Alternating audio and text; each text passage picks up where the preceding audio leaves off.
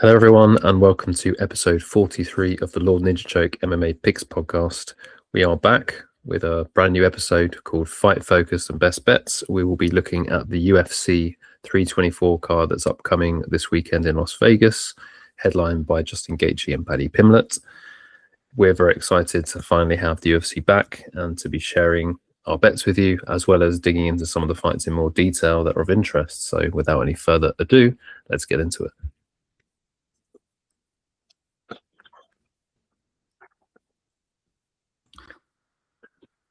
So, chaps, this is the UFC 324 card. These are the fights that we've decided to focus on. Outside of the fights that we're actually going to go into in detail, circled in red, are there any other fights that you're particularly looking forward to? Maybe Will? Yeah, it feels kind of underwhelming to say, but honestly, no. It's a good card, but I think there is a certain caliber that's above the rest, both in terms of intrigue from a stylistic perspective, and also entertainment and weight and relevance for the division. I mean, maybe it's because I'm a heavyweight hater, but Derek Lewis it's not something that really excites me when he fights. Natalia Silva versus Rose Namajunas should be kind of a bathroom break kind of fight, and I say that as somebody who's probably one of the biggest fans of women's MMA in the world. The Umar Nurmagomedov fight is a squash match. The Gaethje fight is a squash match. I think we've picked the right fights here, so I'm excited to break these down and see how it looks. How about you, Josh? Do you disagree with anything there? No, I completely agree. I feel like any fight that's not highlighted there could be a pass when it comes to just watching it. Maybe scrolling your phone or whatever when these fights are on. Because a lot of these fights play out how you can probably imagine it would play out. The only exception would maybe be the Fuga and Miller fight. That one might be a bit of a outlier compared to the other ones, but that's only because Miller is a new fighter and Fuga, is Fuga. He doesn't really excel anywhere, and so maybe the highlight there is on Miller. But other than that, no, you've pretty much said what I was going to say in saying that the highlight ones are the good ones, right? What about you, Don? What do you think? Yeah, I think we've got a great selection here. So we've got Justin Gaethje in the main event, and then we're going to break the co-main down, Sean O'Malley and Song Yadong. And then we're going to talk about the wild man, that is John Silva, taking on Arnold Allen. And the final three fights are Krylov against Modestas Bukauskas, Alex Perez against Charles Johnson, and Michael Johnson against Alexander Hernandez. So I think, yeah, these are the best fights, and let's get into it, starting with the main event. All right, so this is the main event. This is the fight I chose to break down first. I think it's, you'd be kind of missing a trick if you didn't focus on the interim title fight, which is going to have big implications to really set up the year. So, yeah, we've got Justin Gaethje versus Paddy Pimblett in the lightweight division. The betting odds for this one, you've currently got Pimblett at around minus 225 or 1.44, which is around a winning probability of it's 69, 70%. So right off the bat, I think that it's something that feels very disrespectful just as a knee-jerk reaction, because Justin Gaethje, he's been at the top of the division. He himself is a former interim champion, I believe. He's fought for belts before. He's been a name that's been knocking around the top 5, top 7 of the division for multiple years. He's never been far away from a title shot. And Paddy Pimblett, kind of the opposite. He's really surged through the division, but I ranted about it in our last episode, so there's no need for me to go into it in great detail again. But you look through his record, you can tell the UFC have definitely done their bit to steer it in a favorable direction. Honestly, looking at Pimblett's record, his level of competition doesn't hold a candle to Justin Gaethje. I think most of the fighters he's beaten have been washed, and the others that he haven't have been unofficially ranked 29th or 30th in the division, which is just crazy to think that he could have a belt wrapped around his waist. But when you break down the fight and you look at the differences in individual skill sets and how they compare to one another, the 70% winning probability for Paddy Pimblett doesn't actually seem so crazy. And the reason for this is that Paddy's best skill set lies in the area that Justin Gaethje is weakest, and that is Brazilian Jiu-Jitsu and grappling on the mat. And considering this is supposed to be a 25-minute bout maximum, Paddy's chances of winning could skyrocket as soon as the fight hits the ground. Like, if we end up in a situation where these two are in open space on the mat, I just think Gaethje's in real trouble. It's kind of insane, really, that I think if Justin Gaethje was to go off for a year and compete in like Brazilian Jiu-Jitsu competitions, people would look at him a lot differently. He's a former wrestler. He actually has quite a high caliber college wrestling background, I believe, but obviously he just doesn't like to use it. I think one of the funniest moments I can remember in MMA in the last few years, when he fought Fiziev the first time, when he took him down in round 3, there was a huge ironic cheer from the crowd because everyone wanted to see Justin Gaethje shoot a takedown, and he finally did it. But he's basically used that in reverse his whole career. His takedown defense is pretty good, and his style is so sort of forward pressure and dangerous that he's actually not the most appealing guy to want to shoot on anyway. But I went back and watched his grappling tape against Khabib in the sort of transitions where he ended up getting submitted. There was a moment in the end of the first round where he got taken down with about a minute left, and within about 20 seconds he was in a very compromising armbar position. Probably would have tapped if the round hadn't ended. And then at the start of that second round, he was taken down, immediately mounted for the second time, and then Khabib pulled a triangle from mount, which, I mean, you know, it's a plausible way to get a triangle, but it's not often you see it because it's like surrendering the most dominant position in MMA, but he still hit Gaethje with it. And in his most recent fight against Rafael Fiziev, obviously Fiziev is not a grappler, probably even a lower level grappler than Gaethje, but Fiziev even managed to put Gaethje in some positions that a higher level grappler would capitalize. Gives up his back when he stands up. It's just, there's a lot of red flags, and if we'd seen more of it in his career, I don't think Justin Gaethje would have made it all the way to the lofty heights that he has done. His grappling is basically a real issue. So I like Paddy's chances of catching a submission here is my summary on it. But the problem is, to sort of caveat that and why Pimblett isn't a massive favorite, is that Pimblett doesn't really shoot takedowns, which is kind of a concern because, you know, Brazilian Jiu-Jitsu on its own is completely useless. You know, you can't just sit down and butt scoot. You have to actually get the fight to the floor of your own accord. And as I said, Justin's takedown defense historically has been pretty good. But if Pimblett's not attempting them, it's kind of hard to imagine how he reliably gets it there at a repeatable rate. The way I can see it happening, Justin Gaethje throws a lot of leg kicks, so potentially there's a chance for him to be off balance and for Pimblett to capitalize on that. Pimblett does a lot of work against the fence. He likes to sort of like cage push and then find a way to like worm his way to like back control from standing, which is something he does a lot of. He's got quite a lot of like crafty submission based or submission thinking offense from the clinch position. I mean, he's caught a couple of flying triangles before, which is pretty interesting. So yeah, I mean, I have my concerns as to how Pimblett gets it to the mat, but I mean, also there's the chance that they could brawl and they could strike. But from looking at it in a more sort of technical level, the main skirmish of this fight and how it's going to be decided, I think, is going to be on who pressures who. Because if Gaethje's on the front foot, then he's going to limit Pimblett's options to getting it to the mat. And Gaethje's obviously, you know, dangerous striker, will be throwing the kitchen sink at him. Rewatching that Khabib fight that I was talking about, you know, despite the fact nobody remembers Gaethje doing anything and getting submitted relatively easily, he hit Khabib with a couple of like scary haymakers. And when I watched that fight back, I paused it and I thought, holy shit, like there's a parallel universe where Khabib doesn't eat those shots and Justin beat him. Like he hit him very clean and it was terrifying.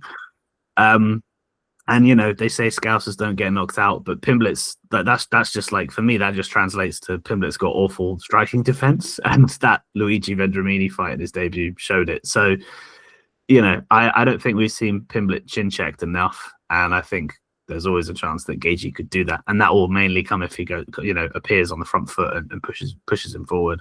Whereas if Pimblett pushes him forward, he gets the opportunity to push the fight against the fence and work in that grappling threat that I was talking about. So I think both men's priority should be going forward, which makes this one really interesting, which obviously means they likely will meet in the middle and there should be a fair amount of striking here as well.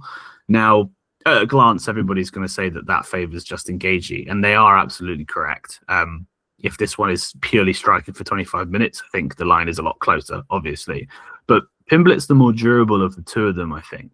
At this stage, like I said, Pimblett's not been chin-checked enough, and I think that means that he probably can eat a shot better than Justin Gaethje can. And whilst I expect him to eat more shots and for it to be more dangerous for him, in a firefight, sometimes the better striker doesn't win, you know. And if two guys throw a dangerous shot at the same time, it probably comes down more so to who can eat it as opposed to like who throws it better. So yeah, that's kind of all of the major points covered for this fight. But my conclusion on it is that I just think that Pimblett has more ways to win, which justifies his money line, and he also has the most dangerous way to win as well. Any sort of prolonged grappling instance is going to cause chaos for Justin Gaethje, and across 25 minutes, I simply can't see a world in which Pimblett doesn't really threaten that. So I was able to get Paddy Pimblett by submission at plus 170, which I thought was quite a generous price considering the gap in probability between that and his money line, when I think a Pimblett submission is probably the most favored outcome of the 7 outcomes, and that is correct. So the line's probably not so juicy for everybody else. It's probably around like plus 140, plus 135. But either way, I think you know, taking slightly better than plus money on Pimblett by submission is the way to go for this one. So that's who I'll be siding with, my fellow countryman, despite the fact that I'm not a huge fan of him. Anybody else got any thoughts on this one? Yeah, one thing you mentioned was the Fiziev fight, the most recent one, of course, where Fiziev managed to somewhat outgrapple Gaethje. I personally don't want to look into that too much, because I do think that for someone to fight Fiziev, no one's going to expect Fiziev to grapple.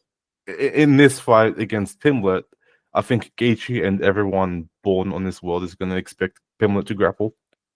But with that said, I do think that Pimblett is going to struggle to get Gaethje to the ground. I mean, I understand that Pimblett, or Paddy, I hate his last name, it sounds weird to me, but like Paddy is going to eventually look for the submissions. It's his primary route to winning this fight, other than maybe catching Gaethje clean on the chin.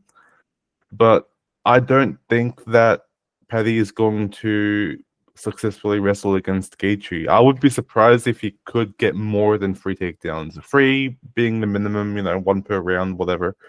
But I do think that the only way Paddy is going to catch Gaethje in a submission, likely going to be whether it's going to be a neck choke or an arm triangle choke or whatever, something that's going to do with the neck, right? I mean, you can't imagine a limb attack from Paddy. You can only imagine like a triangle or a neck attack or a choke. But basically what I'm trying to say here is that Gaethje's only way to lose via submission is if he was rocked enough or hurt enough where his posture is a lot lower than Paddy's, which then allows Paddy to further manipulate how Gaethje stands, if he's like leaning over or whatever. But I just can't see Paddy being the one to force Gaethje to the ground for a long enough time in which Gaethje loses via submission. Now, in regards to the whole striking thing, I do understand that Gaethje does hit harder. You know, he is the one that's more physical with his strikes, but Gaethje's been through so many wars when it comes to his fights. He isn't known as like the highlight reel king or whatever for you know, no reason. Every fight that he's been in has resulted in him being hurt or him looking like he's been through a wood chipper. And I do expect Pimblett to at least rock Gaethje. This is going to be a stand-up bout for the most part. Paddy has improved his boxing to a point to where he feels comfortable enough to show it. We've seen that when he fought Chandler. We've seen that when he fought, oh god, who else did he fight? Green, maybe, I don't know. But Chandler's the only recent one I kind of remember. Shameful me. Anyway, my pick is opposite of Will's, and I am stubborn with this whole Gaethje Paddy debate. I am stuck on Gaethje winning this one because I can't see Paddy being that guy to defeat Gaethje. Really, like I've had this debate or discussion with so many people over the past 2 or 3 months, ever since this fight was announced, and I'm quite frankly sick of it. Like, I mean, it's such a cursed fight to think about. It can go either way. If you want, Paddy by submission is one hell of a way to go.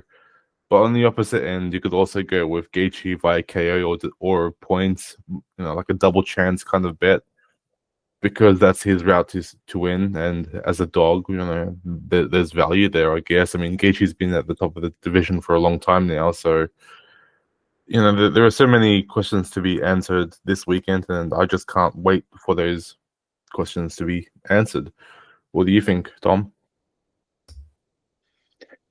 Yeah, I think you both did a great job of summarizing this fight. I really don't have a lot of conviction in picking a winner here. So I'm on the Pimblett side. I put a bet on him a while ago.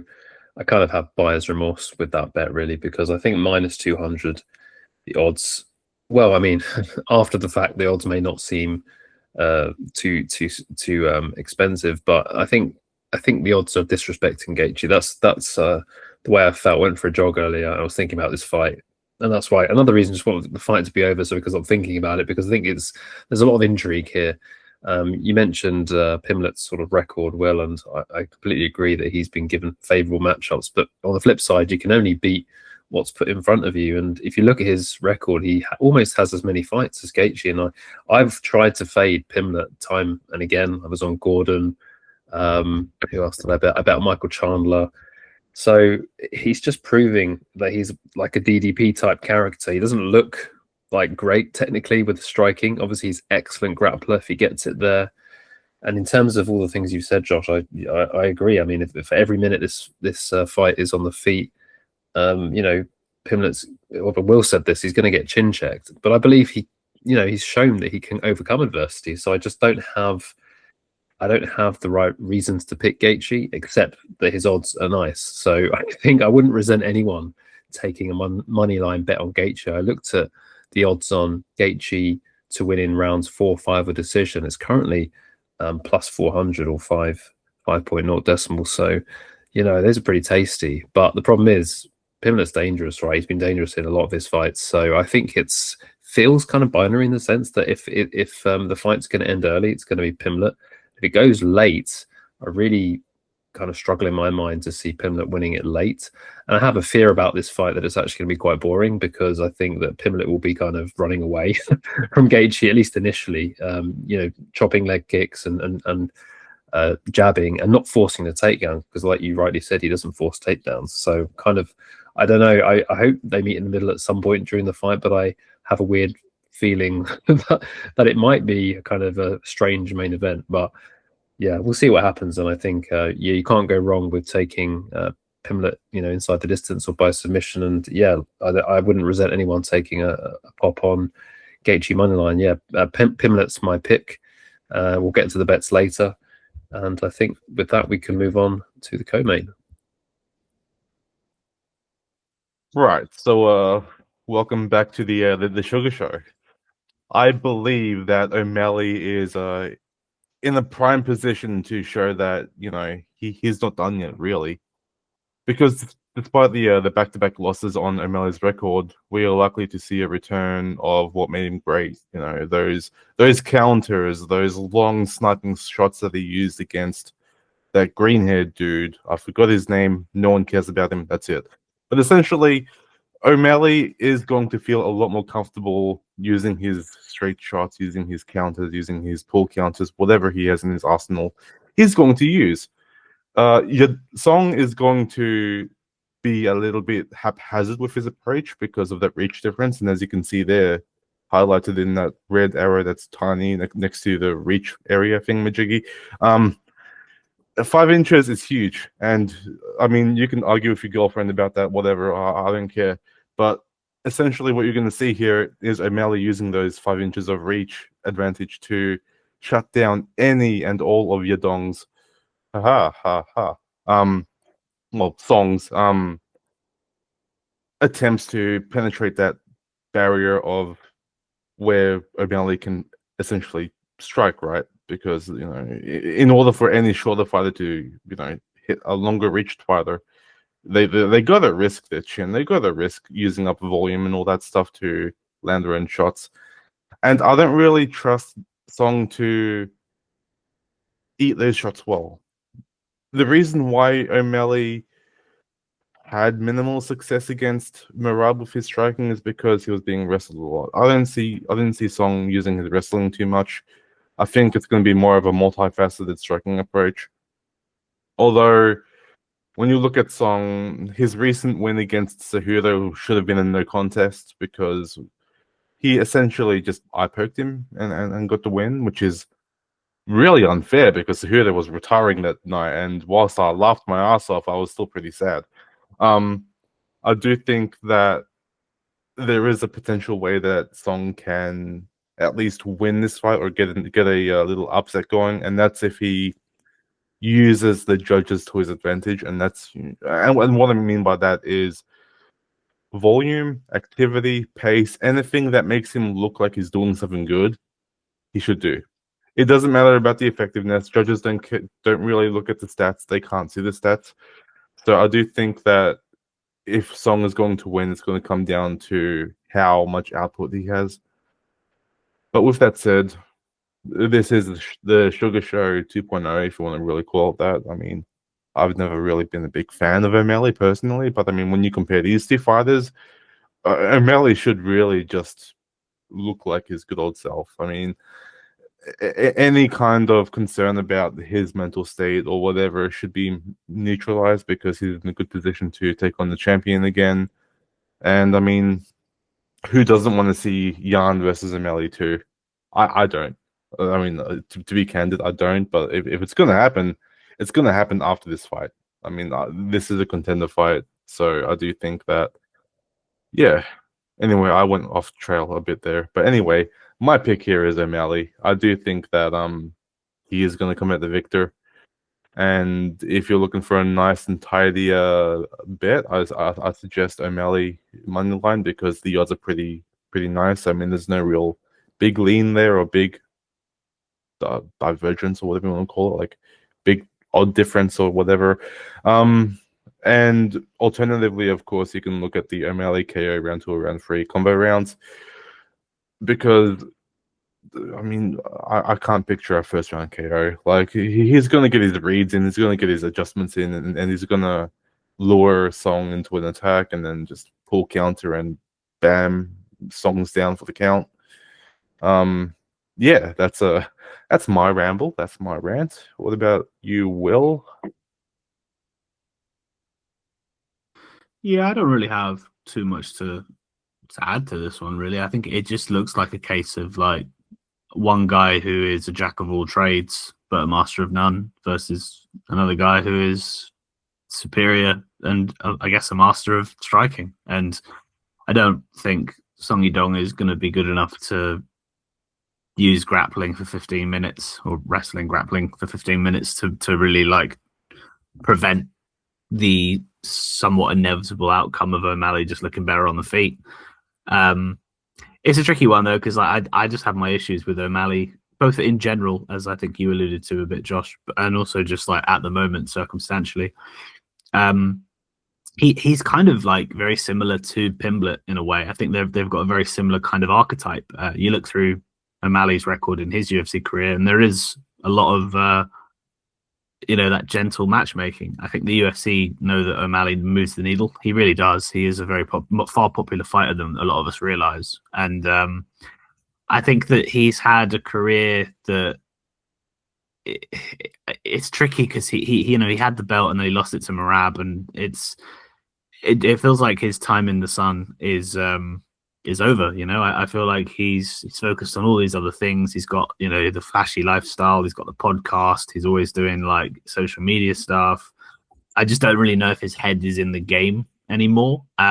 Perhaps Petr Yan being the champion now will revitalize that, because that is actually quite a sellable fight, and a more easy one for O'Malley to win than Merab, I would say. So, the path is wide open for O'Malley to get his shit together and try and make a run at the belt. But it also just wouldn't surprise me if he's just lost a step. And if he is sort of like not taking it super seriously, then I think Song Yadong's got enough potential to really catch him sleeping and, pull off the upset. But it's very hard to predict where a fighter is at mentally in their career with all of the ups and downs that can happen when you're sort of like on the periphery of the elite in a division. So, yeah, I'm kind of just unsure about this one. I just don't have conviction because it all depends on whether or not Sean O'Malley wants to take his career seriously. And I guess innocent until proven guilty is why he's the favorite. But a Yadong upset wouldn't surprise me too much. So, yeah, no real like high level analysis from me. It just feels a bit sketchy compared to some of the other spots on this card for me personally. How about you, Dom? What do you reckon? I'm on Yadong here, figuratively, not literally. I think it was interesting, Josh, when you said that it's a number one contenders fight, because I agree with you. I think if O'Malley wins, it probably is a number one contenders fight, but somehow I think that if Song wins, he's probably not going to get the title shot, poor guy. The reason I'm on Song Yadong in this fight is because I think the odds are kind of disrespecting the body of work that Song Yadong has achieved. I mean, I'm going to talk about Arnold Allen in a minute, and it feels kind of similar, really. Like a very complete fighter, a very well-rounded fighter who's only lost to the very elite of the division. He's taking on a hyped fan favorite. Now, O'Malley is the better striker. I think that's 100% true. I think that he should be the favorite. So I'm not even arguing that O'Malley shouldn't be a favorite. I'm struggling a little bit with some of the aspects of, yes, as you both mentioned, the mentality. He kind of gave up against Merab. He has got holes basically in his grappling. He can be held down. He's not the strongest. He is the most agile and the quickest, in the division, but he's not the strongest. And he maybe there's heart questions here. Then maybe there's desire questions here. I think Song Yadong could upset the apple cart here. I think it's unlikely that he's going to get a finish, but I think he could grapple or just mix it in. I think it's one of these fights where I think pretty early on we're going to know how this is going to play out, because we'll see the body language of Sean O'Malley. He'll be, like you say, making his reads, Josh, and Song Yadong will be pressuring obviously early, and he's probably going. I think he may shoot a takedown. I mean, he's coached by Uriah Faber. He has a good team. They make good game plans. I think Song Yadong's just getting better, really, and he's always competitive. I really struggle to see an O'Malley finish, only because I think Song Yadong is very durable. I think he can take a punch. I'm not saying Song couldn't get knocked down, but I'll be quite surprised. I was thinking about this today. I actually think that playing Song Yadong decision no action at big plus money, I think it's plus 180, makes a lot of sense, because I think there might be finishing upside in Song Yadong. If he, for instance, does take O'Malley down, I don't think he necessarily subs him, but I think he could do quite heavy ground and pound. He could obviously just catch him standing as well. So I think there is the finishing upside of Song Yadong that's being overlooked. I think the Yadong money line holds a lot of value, and I'll be betting on that.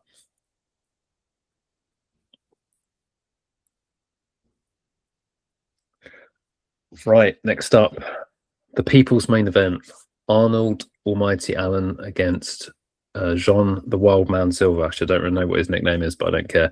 I am really excited for this fight. I think it's going to be a fantastic fight. I think it's going to be very, very interesting and intriguing. A bit like the main event, we don't know, how Jean Silva is going to recover from his 5 months ago. He fought Diego Lopez, and he was brutally knocked out with a spinning back elbow in spectacular fashion. The first round of that fight was a dominant, almost 10-8 round from Diego Lopez, who was piecing Jean Silva up he took him down a couple of times, was in full mount, and just ended the round just pounding on his head. Jean Silva got angry and was just marching forward relentlessly. He was catching Diego Lopez, high risk, high reward style. And it's a bit like Lerone Murphy with Aaron Pico, who got brutally spinning back elbowed as well. You know, you can't just march forward against an elite striker. And I think Arnold Allen in this spot is being slightly underestimated, or actually he's being underestimated definitely, because I've tried to list the things I like about these fighters. They're both excellent fighters. I'm not taking anything away from either of them. So with Allen, what we've seen in his career is great movement. Someone who puts defense first, a bit like Izzy. He's always thinking about how to keep himself safe. He's disciplined, so he sticks to a game plan. He's never been knocked down. Now, I know that's not strictly true, because if you watch the Max Holloway fight, when Arnold Allen really went for it, he got caught by Max Holloway in the 5th round, and he did get dropped. It just wasn't recorded by UFC stats. So technically he has been knocked down, but officially he's never been knocked down. He's never been knocked out. Fight IQ is obviously very high, because his record in the UFC is 11 wins, 2 losses. He only lost to Movsar Evloev and Max Holloway. And he has 13 fights, nearly twice as many fights in the UFC as Jean Silva. I think the problem with betting or considering Arnold Allen as a bet here is he's been away for a long time. In fact, I did the maths on this. He's been away for exactly a year and a half, like 18 months. So that's a long absence for anyone to overcome. So, you know, ring rust, you know, whether you believe in it or not, I think he's gonna be taking that first round really. He needs to be extra careful in the first round. And, you know, I think another criticism of Allen, I've seen a lot of people saying he's got no power, he's got pillow fists and stuff. And that's true. He doesn't have many knockouts. I think that's linked to his style of being very defensively sound. So he does lack finishes on his record. He has got finishes. Obviously, he knocked out Dan Hooker. He has a couple of other finishes, but nothing really that stands out, and nothing eye-catching, basically, compared to the man on the other side of the table who has elite power, who has a string of first-round knockouts. Basically, he's knocking everyone out. It's very rare. You know, only a very durable Kevin Vallejos in the UFC's managed to go to a decision with him. He's got very good volume. He's always coming forward, and he's always throwing. He's very aggressive, and he's very creative with his striking. I think that the downsides of you know, if you're going to bet on Jean Silva, and I've seen many people betting very large amounts of money on him, is he's quite hittable. So he basically take one to give one type of fighter, and he's reckless, as we saw with the Lopez incident. He's kind of emotional. He gets kind of like very, you know, into the crowd and into the moment. So he can, I think that can be exploited. And he obviously does the barking and the antics in the cage, which, you know, some people love. I mean, I personally, I'm not a big fan. I'm more on sort of Arnold Allen, let's just take it serious in a fight. And the final thing here to mention is that he's returning quite soon after a bad KO loss, which I never really like to see. It's 5 months after being brutally knocked out. And I think that can affect many things. It can affect your durability, your confidence.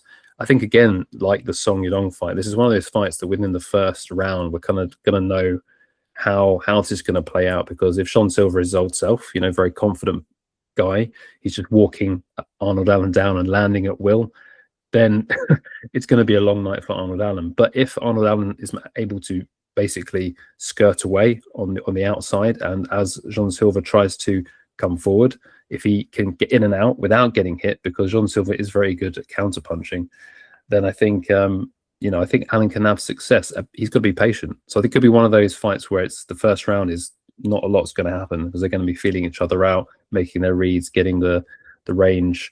Another thing about Allen I really like is his range management. I think he's very good at coming in and out of the pocket. He is there to get hit as well, so it's not like he's amazingly you know, great at avoiding punches, but he blocks a lot of punches. So, you know, I watched the Giga Chikadze fight earlier, and whilst Giga did catch him quite a lot, it was never really clean. So I think that's something that Jean Silva is going to have to be mindful of, that Allen is very defensive in his approach. And so I think we're going to see a patient Jean Silva. So I think it's a fight that will potentially go long. And I know a lot of people are expecting a Jean Silva KO, round 1, round 2. I think if there's going to be a KO, it's probably going to be in the later rounds. But I honestly think that Arnold Allen can stay safe. I think that it might be a case that Jean Silva has the bigger moments. So I'm adding a bet here, which is Arnold Allen plus 3.5 points, which means that he just needs to win a round for that bet to cash. That's plus money. And I think there's value on the Arnold Allen money line. Anything at plus 250 or above seems kind of disrespectful for a fighter who's very well rounded. And I think a bit like the Song Yadong fight, you might be surprised by Arnold Allen in the first round. I think he's probably, if he's going to fake or shoot a takedown on John Silva, because I think we saw that with Diego Lopez. Arnold Allen's very smart. He makes good game plans. I mean, I said this about the Leon Edwards fight, to be honest, with Prates, and I was spot on. Leon Edwards took Prates down in the first round. Unfortunately, every round starts standing, which is the issue in this fight, and it's the issue in the Song Yadong fight. So, yeah, there's going to be danger here for Arnold Allen, and he's definitely not a lock or anything like that. I think John Silva is the rightful favourite. I just can't be trusting him with a bet, with the way that he approaches fights, with the bravado. I prefer someone who's going to take it really seriously. I think Arnold Allen's a consummate professional. I think we're going to see an upset here, but I've been wrong in the past, and that's just my take. So let's hear some voice on the other side. Maybe Will, you want to have an opinion here? First off, I think it's really funny that you couldn't remember John Silva's nickname, considering it's on the podcast title, also on his chest. His nickname is Lord, isn't it? But we actually named the podcast after him. Yeah, that's funny. It's been some time since those days. But yeah, no, I find this one quite tricky for similar reasons to the aforementioned O'Malley and Yadong fight, because Arnold Allen, like you make the comparison yourself, similarities to Song Yadong, both in terms of his career trajectory, but also in terms of like well-roundedness, very much a jack of all trades, but a master of none. And that style is just becoming more and more confusing when you get to the top of the division. And not to kind of go off on a tangent in a form that this podcast isn't really about, but I think that when it comes to betting and it comes to breaking down and analyzing fights, you do need to look at the bigger picture, because the UFC is not a respectable, sporting organization like your NFL, your MLB, etc., because fighters are not rewarded for their, technique, prowess, and just overall ability to be a good martial artist. They are rewarded for being viral, being violent, being easy to put in a small Instagram reel and get loads of traction. And the scorecard criteria, at the very least, has changed to really focus on those fighters. With the conversation about damage and fight-ending intent being the number one metric to be ranking a round, as opposed to anything else. And I think that when you look at the words that you've got in the positive section for both fighters there, that really paints a picture to me that this fight is not it's an uphill battle for Arnold Allen, because I feel like it's one of those situations where any strike that John Silva lands is almost worth 3 or 2 of one that Arnold Allen lands. And so I have a hard time kind of imagining how Arnold Allen wins this fight, because even if it does go the distance and he puts in a measured, professional kind of, serious display where he's managing distance and really playing the matador, I suppose, there's no guarantee that the judges are even going to like that, and unless he manages to stay so safe that he can stop John Silva from pretty much landing full stop, then I think he is going to have to do a whole lot of work to really convince the judges, because that forward marching, barking style that John Silva has, it gets the crowd going. It looks good. It really ticks the box of damage and fight ending intent. Whereas I don't think Arnold Allen has ever had a single moment where he looks to be somebody trying to tick that box. I am really interested in what you said about how John Silva's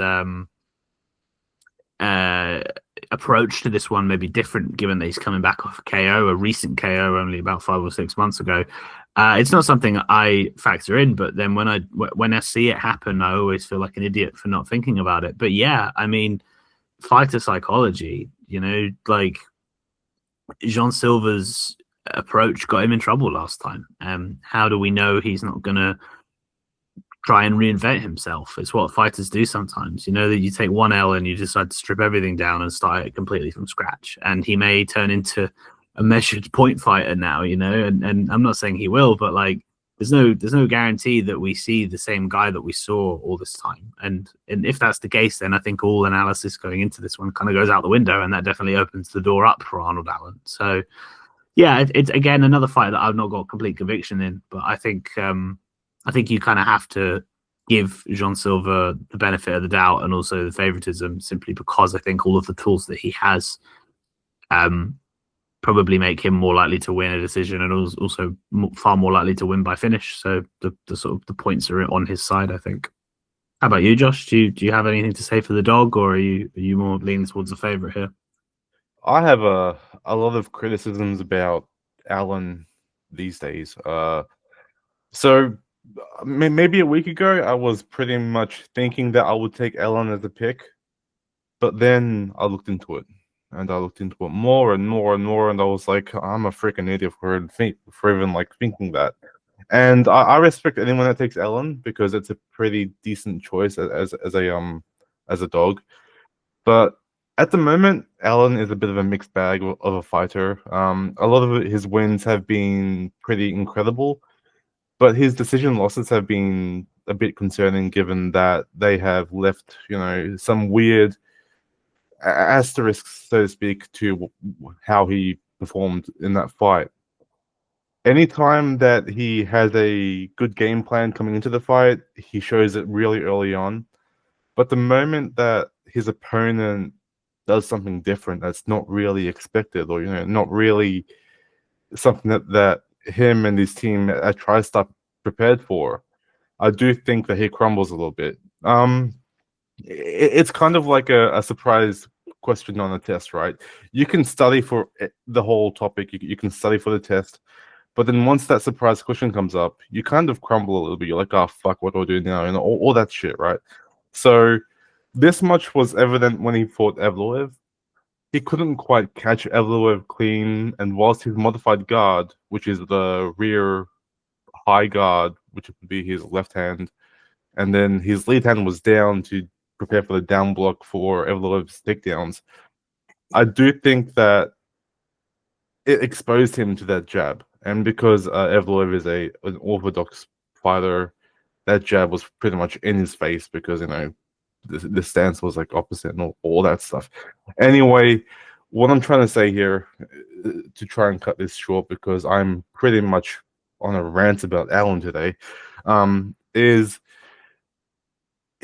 if he can shut down all of Silva's attacks just by sticking to his game plan, and if Silva doesn't really show anything too different than what he's used to, then Allen could win. But this is mixed martial arts, and no matter how much you prepare yourself for a fighter, as a fighter, I'm not a fighter. If Silva does something that's a little bit different that TriStar and Allen haven't really prepared for, then I do expect Allen to kind of crumble a little bit, because as soon as Silva lands something big, that's momentum right there. That's going to build up into a eventual finish, or maybe to more sequential shots that might end the fight or leads to a finish, or whatever.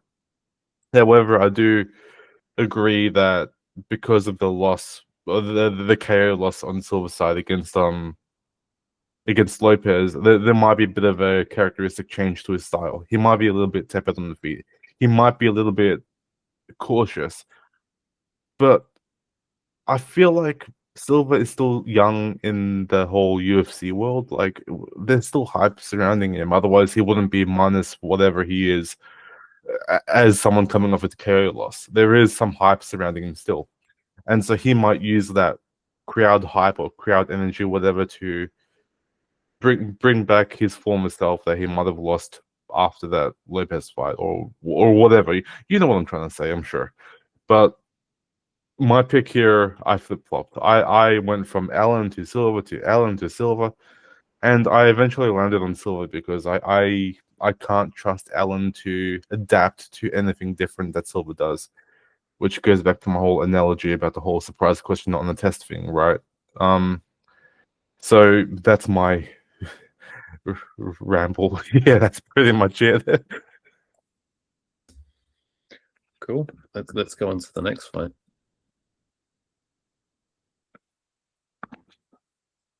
damn, we're here already. We're into the prelims now, where we have a light heavyweight showdown between Nikita Krylov and Modestas Bukauskas. Look at me picking both of the British guys. So yeah, this one was a real focus for me this week, only really because of the betting line. Obviously, we all know that Nikita Krylov is on a strange sort of downwards trajectory in that he's had 2 first-round KO losses on his record back-to-back. It's a tricky one. I don't really know if I actually would call it a downwards trajectory, because to me it just seems more like a strange identity crisis than anything else, because Krylov's always been best as a grappler. He's always been somebody who is involved in a chaotic fight, but eventually finds his way to the mat in the chaos, and that's when he just goes, oh yeah, I'm actually really good at this thing and my opponent is not. Especially at a higher weight class, you don't get a whole lot of very good grapplers, and he's one of those prolific ones. If I remember correctly, he had some massive crazy streak in his career where, like, prior to like 3-4 years ago, he'd never been the distance in, like, I don't know, 35 fights or something. It was an insane number, and then he went the distance in a fight he wasn't supposed to. Anyway, yeah, Krylov is just very confusing at the moment, because I just don't understand what he's trying to do these days, because obviously as you get older and the durability kind of washes up, you need to be a bit more clever, and you need to be a bit less enthusiastic for the violence and a little bit more just smarter with your decision making. And he's never been particularly smart with his decision making. I'm sure we all remember the Paul Craig fight that he had, where he just dived headfirst into Paul Craig's triangle despite avoiding doing so for about 2 minutes on the ground. It was a very bizarre situation for Krylov. Yeah, basically, in short, not super high on him at the moment, given that he's been KO'd twice in the past 2 months, and just seems to be going through a bit of an identity crisis. But then on the flip side, you've got Modestas Bukauskas, who's obviously facing a big step up in competition here. This is by far the best fighter that he has fought in the UFC, I think. And it's adequate, though. You know, he's on a 4-fight winning streak himself. So at some point you have to take those steps up if you want to be progressing into the top 15, which I imagine with a win here he probably does if he's not already. He's a well-rounded and I think quite intelligent fighter. He seems to be patient with his approach and really analyze things. And like I said, in terms of Krylov's thirst for a brawl, I think Bukauskas is the opposite of that. I mean, we saw his last fight was against Paul Craig, a guy I just mentioned. And yes, Modestas did go into the guard of Paul Craig, but he treated the floor like lava for 4.5 minutes. I think he dived in knowing that there probably wasn't enough time left on the clock for Craig to actually finish him. But also he in doing so, he actually got the knockout. It was a very, very good knockout. Actually, I really enjoyed that one.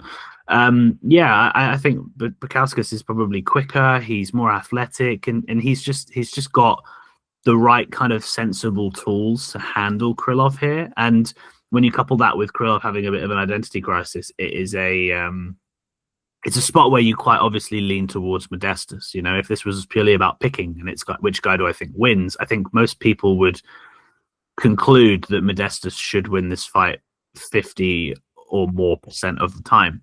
So that brings me back to the betting line discussion.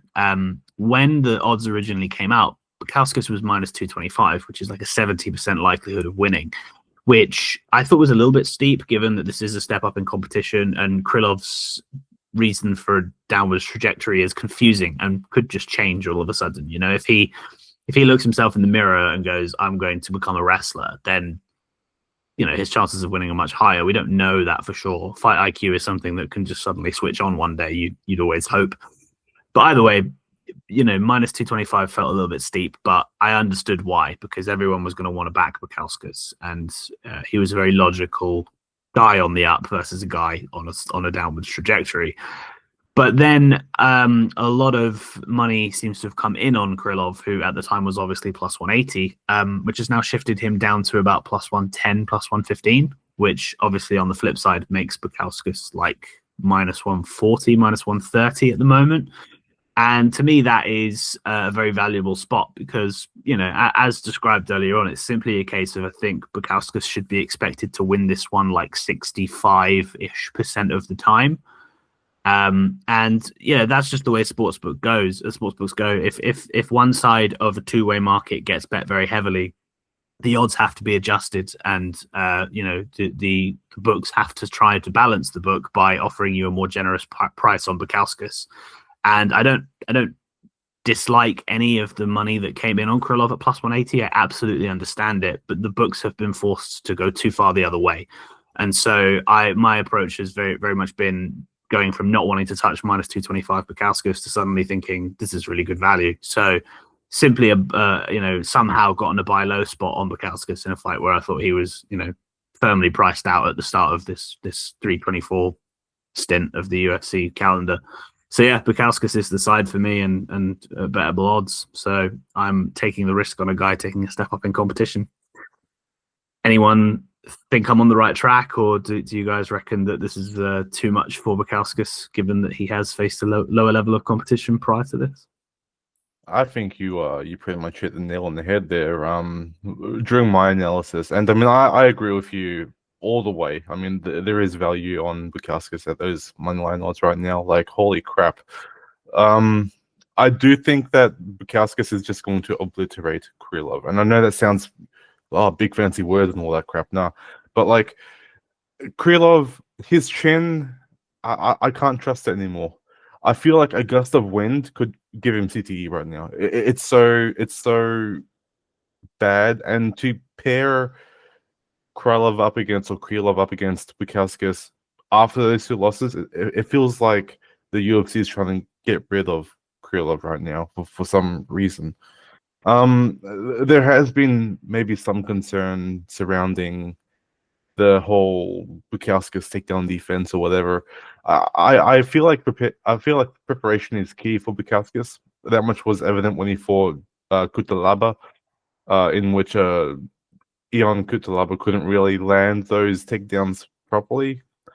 So Bukauskas is going to be fairly prepared in defending takedowns from Krylov, because obviously that's how Krylov is going to win this fight the most easiest way, right? Or the most path of least resistance, right? So yeah, I really don't have a lot to say here. I just want to rant on about how bad Krylov's strength is compared to how good of a striker Bukauskas is, and that there should be no concerns about Bukauskas's takedown defense. So yeah, what about you, Dom? Yeah, it feels like we're a bit of a crossroads with Modestas, doesn't it? This is like a real step up in competition for him. It's a chance for him to prove, are you a good UFC fighter or you're a bad one? Because I think, if you look at his wins and losses, he's kind of like lost to the people that you'd expect him to lose to, and he's kind of beaten the people you'd hope he would have beaten. So Krylov is kind of, in the middle, in the sense that, like Will mentioned, he's on the slide. He's lost 2 in a row now, quite devastatingly as well. So yeah, and as you mentioned, Josh, a gust of wind is gonna set him back. So yeah, it's the problem is with Modestas is always that he sometimes, I don't know, he's like lacks initiative. So not in the Paul Gregg fight, but in some of the earlier fights, and there was question marks as to whether he won the Ion Cutelaba fight. So I'd like to see him be really proactive here, and like you say, he's got good takedown defense. So just trust in that, and don't let this get into a sketchy split decision territory, because I think he can put his stamp on this. And yeah, like we were discussing on the previous episode, we weren't really interested in this at minus 200, but like you guys, I'm also thinking, this has gone too far. So it's overcorrected basically for a guy with who's having chin issues against. And so I've seen criticism of Modestas having no power, and I always love that, because Arnold Allen has no power, Modestas Bukauskas has no power. I think people are forgetting that it's styles as well, right? You can be reckless, and you can overcommit, and you can go for the finish, and fans love that. But I think the French and somewhat English style of these guys is sometimes to be like, I want to be safe first, and then I want to punish my opponent if I can. So that's why Modestas has got many finishes. Well, actually, he has got a couple of finishes in his last 3 fights, to be fair. So yeah, I think that's not warranted here. I think if Krylov is there to be knocked out, Modestas is certainly going to knock him out. And I think that round 1, the knockout's very live. Yeah, I like Modestas here. I don't think you need to overthink it. I think at plus 180, I certainly wouldn't have resented anyone taking Krylov. You know, those odds, you know, for someone who can grapple as well as he can, that's always going to be on the table. If he stifles Modestas and you know, lies on top of him for 3 rounds or gets a submission eventually, then that won't surprise me greatly. The reason it won't surprise me greatly is because Modestas has never proven, you know, that he's sort of elite. And yeah, I think he's got some good wins. He's got momentum. Yeah, I was struggling really to see that line movement. I think it was just a few cappers, as you say, Will, on the last episode that pushed the line that way, and it just got steamed. And there has been some buyback, but it's still playable. So yeah, I think Modestas money line is the way to go here. Oh, now it's me. So here I'm talking about Alex Perez against Charles Johnson in a flyweight matchup, a kind of, I guess, another crossroads fight, really. We've got Alex Perez, who's lost 4 of his last 5 fights, and Charles Johnson, who I believe has maybe won 4 of his last 5. He's definitely on an uptrend now. He's won many fights recently. His last win over Lonnie Kavanagh was very impressive. So, yeah, Charles Johnson is someone who is, you know, a caliber athlete. He's a striker primarily, although he has wrestling in his back pocket. He's got great stamina, great footwork, and as you can see on screen, he's got great reach for the division. So he's got almost 5 inches of reach. That's something that was pointed out, you know, in the Sean O'Malley fight. That can be very helpful for a striker to keep their opponent at bay. And on the other side, we've got Perez, who has very good boxing, good stand-up, but he's more known for grappling, or at least mixing in grappling. So he's very accomplished on the mat, which is funny to say because Alex Perez keeps, you know, dropping the ball in terms of grappling, and most of his losses in his UFC career have been submissions. So he got submitted in his last fight by Asu Almabayev. So I rewatched that fight, and you know, I think Alex Perez was winning that fight. I know on the scorecards it was 1-1, so they gave the first round to Asu Almabayev, and the second round went to Alex Perez, and then very, very quickly in the third round he got submitted. Asu Almabayev got a standing guillotine choke, and yeah, it was a nice finish. Kind of felt against the run of play, which is exactly what happened against Tatsuro Taira. Alex Perez was winning the fight against Tatsuro Taira quite easily. He was piecing him up on the feet. And all these Tatsuro Taira bettors were starting to feel something in their stomachs. But of course, Tatsuro Taira got the back of Alex Perez and famously, you know, busted his knee by leaning to one side. So he got a knee injury, and that's why he was out for quite a long time before he fought Asu. So, and despite being out for a long time, actually, Alex Perez looked very good in his last fight. Very encouraging signs. Before that, he knocked out Mateus Nicolau as an underdog in the second round. And I think the key thing when you're thinking about these fighters, and maybe another reason why people are underestimating Alex Perez, who's quite a big dog in this sport, or he was at least, is if we look at their losses. So they both have similar records in the UFC. I think that Alex Perez is 7-6 and Charles Johnson 7-5. Perez has lost to, as I mentioned, Almabayev, but he's lost to Taira, Pantoja, Markaev, sort of an almost prime Figueiredo, and Joe Benavidez, who is a very good fighter. Johnson has lost to Temirov, who is now banned for drug use. Rafa Estevam, Cody Durden, Ode Osborne, and Markaev. So not bad losses, but you know, Ode Osborne and Cody Durden, it's a bit worrying. I know that Charles Johnson took a lot of fights short notice, so I think he took possibly both of those fights short notice. So I think these fighters are evenly matched. And I think that trajectories are the reason the odds are the way they are. So Johnson's sitting at minus 200. Alex Perez has been as high as plus 180. For me, from a betting perspective, I like this fight to go long. I've seen some conjecture about Charles Johnson finishing Alex Perez. I know he has got some nice finishes. So he finished Lonnie Kavanagh, but I rewatched that fight. And to be honest, Kavanagh was absolutely piecing up Charles Johnson. It was a 2-0 fight. So that knockout for Charles Johnson on Lonnie Kavanagh was against the run of play. Lonnie Kavanagh entered the pocket. He was throwing a combination, and it's the weirdest thing. He just stopped throwing, sort of just stood there. It was like he forgot he was in a fight. His hands were down, and he just got completely chin checked. And it happens to young fighters.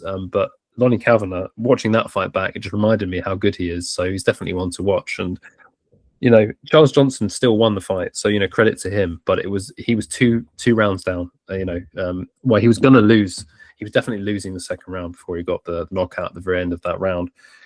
And he did knock out Josh Van. That was another close fight that many people had him losing. All the scorecards were tied. So yeah, he's got some good wins. I think this fight is going to go long. I think that Alex Perez is the value side here, and I'm not like super confident in him, but I'm thinking if you're going to play a side, probably Perez is the way to go. I myself haven't yet played this, but I put it here because I think it's the value side. Also, I think Alex Perez to win one round at -170 feels like very good value to me. That's something I'll definitely be considering as well. So yeah, sort of short but sweet breakdown here. What have I missed, guys? Where do you think Charles Johnson can exploit weaknesses of Alex Perez? I feel like personally, I'm seeing similarities between Johnson and O'Malley here. I mean, as you said earlier on, like there are that reach advantage of Johnson is going to be highly prevalent here. I do think that because Johnson's tendency to circle away from his opponent and like, well, not retreat, but like just get space, is going to give Perez maybe some incentive to probably recklessly advance and try and reach Johnson. But Johnson is so used to that kind of opponent where, because of his lateral movement, he's always countering and all that stuff. So I do expect Johnson to be the one to snipe Perez whilst retreating. And yeah, I personally don't trust Perez too much. I feel like he is a bit of a shell of his former self right now. I mean, he did perform fairly well against his last opponent, but he did lose, I think. So I just feel like, yeah. I mean, Johnson should pull this off. Like I'm leaning Johnson. I've got a tiny Johnson and Johnson parlay going on. That's a punny little parlay got there. But I just don't know if Perez has it anymore. Really, a very, very interesting fight. But yeah, what about you, Will? I think Dom highlighted the most interesting parts of this fight and why the back in Perez, as an underdog is really not crazy at all. I think the devil is in the details of the fine print of all of the rounds of the wins and losses that these guys have had. And in short, it is basically a case of Charles Johnson has pulled victory from the jaws of defeat, whereas Alex Perez has pulled defeat from the jaws of victory. Perez has it was like it was 1-1 or 2-0, I think, for Perez against Almabayev. But either way, he was looking like a very competitive underdog before he shat the bed and got choked. He was winning round 1 against Tyra on the feet pretty well before. He was obviously losing round 2 before the injury as well, to be fair. But if the injury hadn't happened, could have been a very interesting fight for him. He was very competitive against Muhammad Makayev.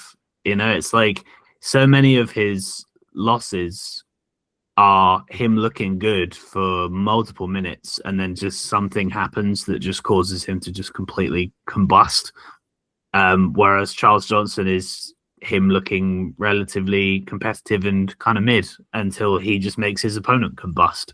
So it's one of those frustrating ones where it's like if you bet on Perez, you're gonna be feeling really good until you're not. And I think Charles Johnson also has the narrative of being a slow starter as well. Loses round 1 quite consistently, which really helps with everything we've been talking about Perez. He's going to get the ball rolling, and we're on the stool at the end of round 1. Everyone who has taken a chance on Perez is going to be like, fucking hell, I'm in the driver's seat here. This is very exciting. Just one more round, Perez, and then don't die. And I just feel like it's inevitable that Charles Johnson is going to, unfortunately, do it again and, pull off some sort of latter half finish. Perez usually gets finished by front chokes off of a dodgy takedown attempt. Charles Johnson's not much of a submission guy, but he also has shown that he has power in his hands, so he can finish in multiple ways. I imagine Charles Johnson's kind of funky with his grappling, though, that he probably does have a submission up his sleeve if he wanted it, despite his record saying he doesn't. it's just one of those things where it's like if you bet on Perez, it's gonna suck. You're either gonna sweat your way to a win and feel good about it, or you're gonna sweat and then just the hope will kill you. So I personally don't want to bet on Perez, but I really can't blame anybody for having a go at it, because it's very likely that when the fight is over, you will see glimpses of why Perez was such a popular underdog this week. So yeah, more power to you. Best of luck.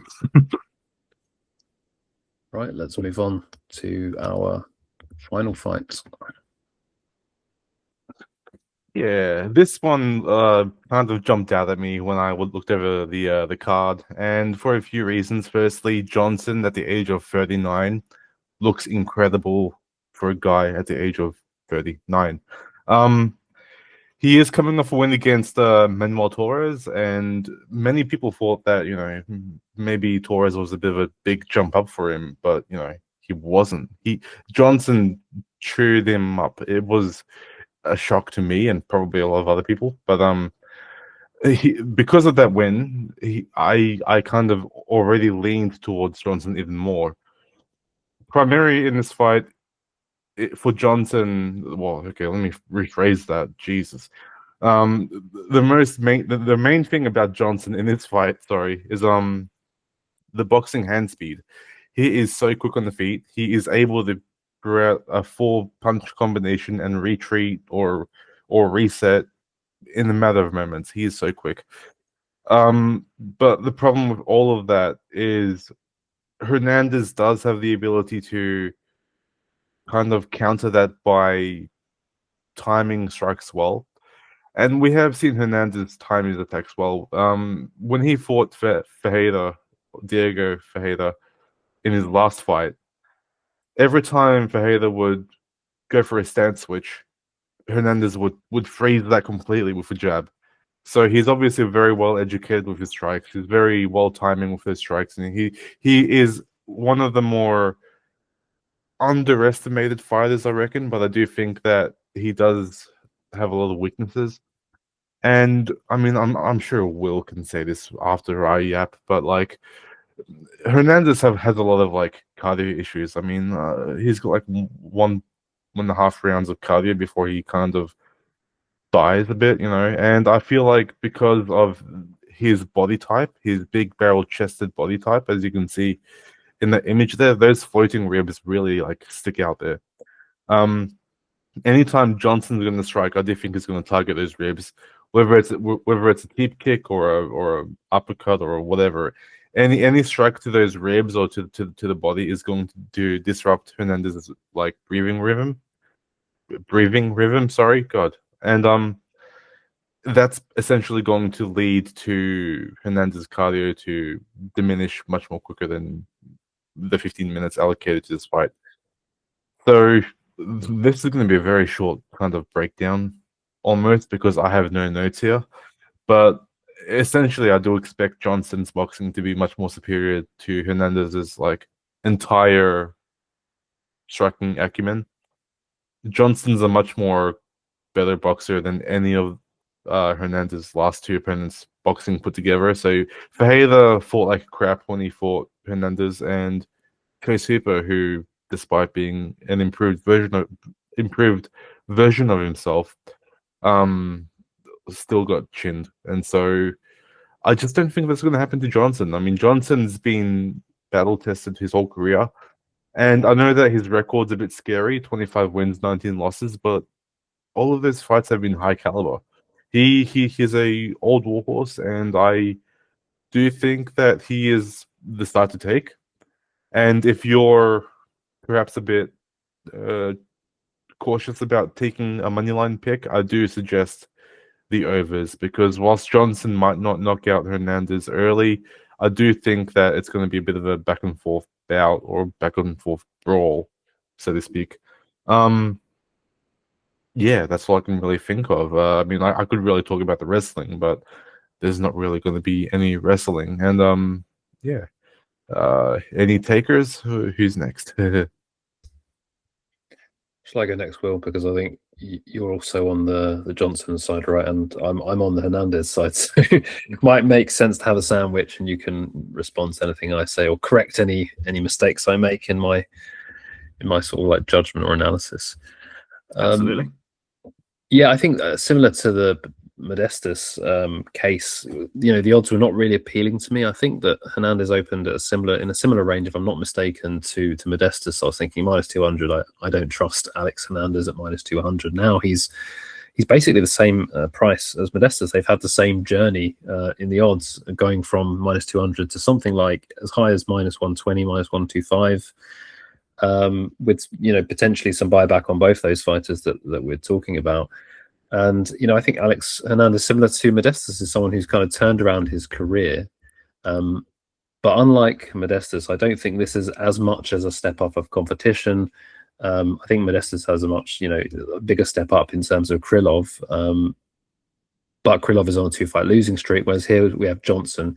Johnson is he's a veteran, and he himself is on a 3-fight win streak. So the reason I like Hernandez here is I just like the way he's adapted his game. So he most of his losses are at featherweight, which he was basically too big for and really struggled to make that weight. So I think he looks pretty good at lightweight. I like his speed, his movement. He's definitely not a better boxer than Johnson. So that's not the reason I like him here. I think you just alluded to the grappling, right, Josh? And I know that Johnson has very good takedown defense, and I don't expect that there's going to be necessarily many takedowns, but I'm expecting that there'll be a takedown attempt, if not a takedown early. I guess similar to the other fights I've talked about, I think this is going to be one of these fights that pretty early on you're going to know whether you bet on the right side or not, because one fighter will be doing something that you expected or didn't expect. And I think with Daniel Zellhuber, right, because that's really the fight that throws this into question. I think that if the Zellhuber fight hadn't happened, can you really see this much money coming in on Johnson? I mean, he looked career best against Zellhuber. There's no doubt about it. It was a great fight and a great achievement. The weird thing about watching that fight, and I think most of us may have bet on Zellhuber, I think I had him in a parlay, was they just didn't seem to change his game plan at all. He's just like kick from range, punch from range, mainly just kicking. Nothing was working. Johnson was just like jab, fast jab, 1-2, fast. And I just think Hernandez he's not going to fight like that. First of all, he's not going to enter the pocket like Zellhuber. He's not going to be there in the pocket. He's going to be on the outside, and he adapts his game plans, right? So if Johnson pressures a lot, he'll shoot a takedown. If Johnson comes forward with the fast jab, he'll just skirt away and look to land a big right hand. So I think it's going to be a really interesting fight. I think it's going to be a close fight. It certainly wouldn't surprise me if Johnson wins, but I really don't think Johnson's live for a finish. I think all the finishing upside here is with Hernandez, either on the feet or on the mat.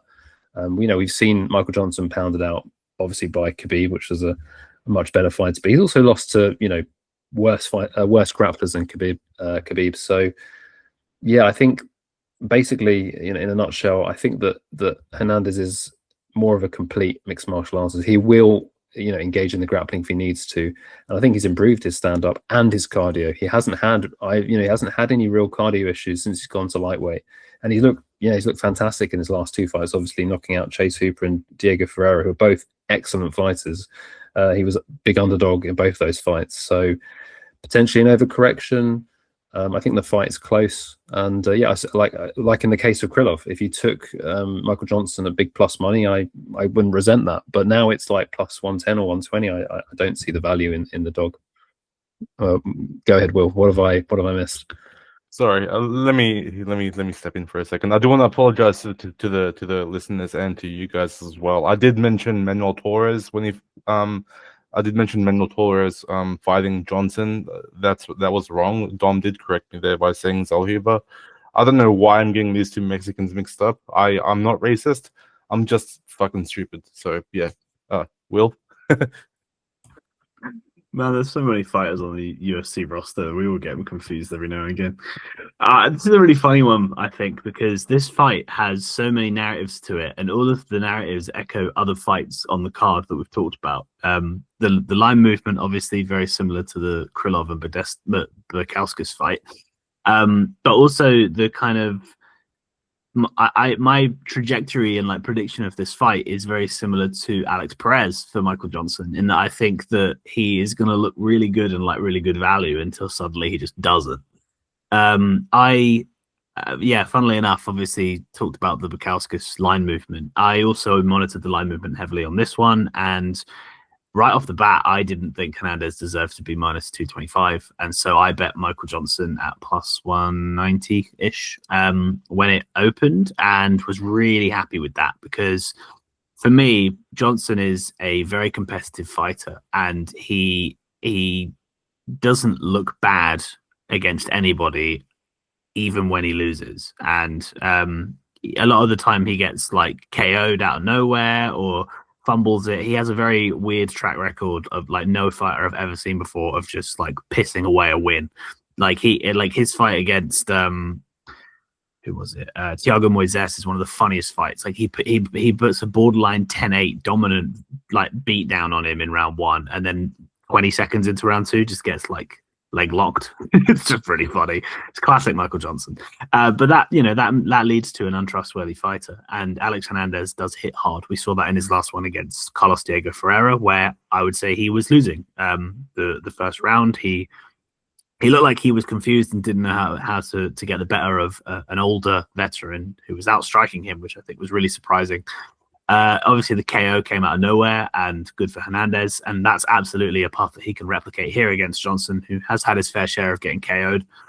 I think Michael Johnson was a high-risk underdog at plus 190 or whatever it was, but the line has moved a lot, and Johnson at, what was it, plus 110, plus 120? Crazy. Don't bet that. There's like you're betting on a high-risk guy, and there's no value to be had there, I don't think. Hernandez finish probably is the side that I would say probably appeals now with the betting odds that we're currently looking at. But I don't know. I think that something that really spooked me, because I originally did bet Johnson, but I've cashed out of it since. I've arbed out of it for a tiny bit of profit given the line movement. His latest Instagram post, there's a photo of him wearing like a knee support, like a sleeve, and which obviously isn't necessarily an issue. It was for wrestling practice. You got to do what you got to do. The guy's like 39, 40 years old. But it just feels like a little tiny extra red flag for a guy that's already quite high variance and somebody who's already got a bunch of red flags attached to them. So it was enough to make me run away in fear. So I haven't actually got any money on Michael Johnson's money line anymore.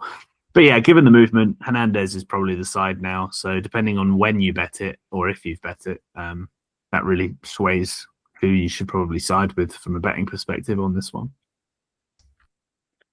Yeah, it's the famous fade the knee sleeves angle, isn't it? Shades of Jamal Hill and Jared Gordon. We've all been burned now, seeing our fighters come out in knee sleeves and then perform terribly. Yeah, I wouldn't read too much into that unless he obviously performs terribly. Then we can blame the knee sleeve. And I just realised as you were speaking that the last person to KO Michael Johnson was Diego Ferreira, who himself got KO'd by Alex Hernandez. So to complete the cycle, actually, Michael Johnson needs to KO Alex Hernandez for a perfect trilogy.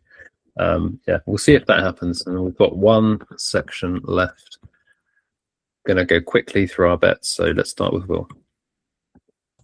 Yes, sir. Most of the ones I've already talked about, so no need to go into too much detail. Paddy Pimblett by submission, half a unit on that at plus 170. Song Yadong versus Sean O'Malley to go the distance. I really like that one. Whilst I was very conflicted and unsure who I think wins the fight, Song Yadong is incredibly durable and doesn't have much submission upside. I don't see Yadong KOing O'Malley, and I also don't see O'Malley KOing Yadong. So I just don't see a finish super likely there. So minus 175 was nice. Waldo Cortez Acosta by decision. He's shown that when he fights very big power punches, he's a little bit more patient and methodical. He even went and wrestled Rebellis to Spain a long time ago. I just feel like we get one of those horrible staring matches that you can occasionally get in a Derek Lewis fight because the man's power is otherworldly and to be reckless would be stupid. Modestas Bukauskas for a unit and a quarter. Talked about that one. All line movement based. I wouldn't bet Modestas if he was minus 225, but he's not anymore, so that's nice. And finally, it kind of contradicts my criticisms of Michael Johnson, but I've bet him on the decision only market for a unit and a half at plus 155. Really like this bet because I think it takes away a lot of the hesitance that I have. Johnson's old. He looks really good minute to minute, but then pisses it away by getting finished. And this market that I've bet on means that it's void if there is a finish, and it loses if Johnson loses a decision, and it wins if Johnson wins a decision. So I think it takes away a lot of the risk. Also, you know, the conversation about the knee. If that was an injury, it probably is something that shows itself in a finish. So yeah, I just feel like that's priced massively incorrectly, because if I knew the fight was going the distance, I think Johnson's better than Hernandez across minute to minute. So I am quite bullish on that one compared to the other bets on the slate. So yeah, I'm trying to take a new approach this year where I'm not being so crazy with the units. I'm trying to keep it compact and of smaller stake sizes, so hopefully that remains consistent throughout the year. But yeah, that's why things look a bit different than they have done in previous episodes. But yeah, that's my slate for this card. Kind of looking forward to seeing how that all lays out.